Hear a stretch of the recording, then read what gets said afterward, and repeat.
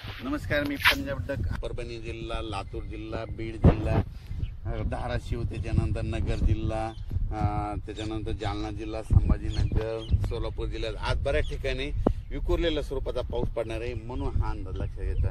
म्हणजे सर्व दूर पडणार नाही, पण बऱ्याच ठिकाणी असं जीवदान ठरणारा पाऊस येणार आहे. म्हणून हा अंदाज लक्षात घ्यायचा. मग राज्यात मोठा पाऊस कधी येणार, तर राज्यात तुम्हाला एक सांगू इच्छितो की मोठा पाऊस कधी येणार. तुम्हाला एक सांगू इच्छितो की राज्यामध्ये सांगायचं झालं तर सध्या तरी मोठा पावसाचं वातावरण नाही, असाच भाग बदलत विखुरलेल्या स्वरूपातच पडणार आहे. म्हणून हे अंदाज लक्षात घ्यायचा. राज्यात फक्त जुलैच्या शेवटच्या आठवड्यात मात्र चांगला पाऊस राहणार आहे. म्हणून हा अंदाज लक्षात घ्यायचा.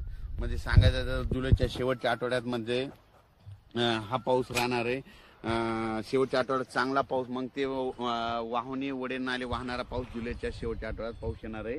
म्हणून हा अंदाज लक्षात घ्यायचा. पण राज्यात सध्या तरी मात्र पूर्व विदर्भ झालं, पश्चिमी विदर्भ झालं, दक्षिण महाराष्ट्र, उत्तर महाराष्ट्र, कोकण पट्टी, खानदेश सर्व दूर असं उडे नाले वाहतील तसा पाऊस नाही.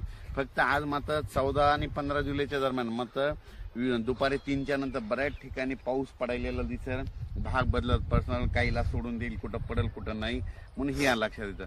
पण राज्यात सध्या तरी मोठं नाही, पण राज्यात मात्र 15 आज बऱ्याच ठिकाणी ठिकठिकाणी पाऊस पडणार आहे. म्हणून हे लक्षात यायचं.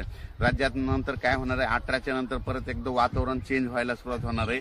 18च्या नंतर काय होणार आहे, मग हे नांदेड जिल्हा झालं, लातूर जिल्हा झालं, अक्कलकोट, सोलापूर, उदगीर, निलंगा ह्या शेतकऱ्याचं काय झालं, पाऊस नसल्यामुळे त्यांचे सोयाबीन थोडं सुकत आहे. तर त्यांना सांगू इच्छितो की 18च्या नंतर तुमचं नांदेड झालं, धर्माबाद झालं, बिलोली झालं, नायगाव, त्याच्यानंतर इकडं त्याच्यानंतर जळकोट, त्याच्यानंतर अक्कलकोट ह्या भागामध्ये मग 18-19 पासून जरा चांगलं तुमच्याकडे पाऊस पडणार आहे. कारण की काय होणार आहे,